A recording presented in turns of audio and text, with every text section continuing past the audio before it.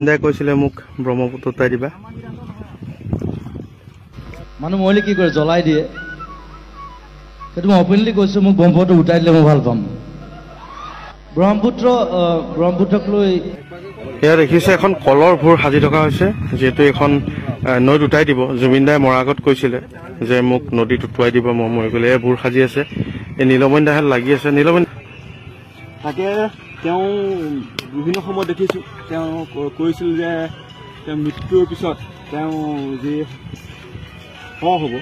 তেওঁ ব্ৰহ্মপুত্ৰত উটাই দিবলৈ কৈছিল কিন্তু সেইটোতো সম্ভৱ নহয় কৰা গতিকে তথাপিতো তেওঁ মানুহজন যিহেতু আৱেগিক আৰু অলপ অগতানুগতিক কামবিলাক কৰি ভাল পায় তেওঁৰ বিষয়েনো কি ক'ম চবে জানে ৰাইজে গতিকে তেওঁ সেই ইচ্ছা অনুসৰিয়ে আমি কিঞ্চিতমান চেষ্টা কৰিছোঁ যাতে তেওঁ ভূৰ এখনকে উটাম কিন্তু তেওঁক নহয় তেওঁৰ যি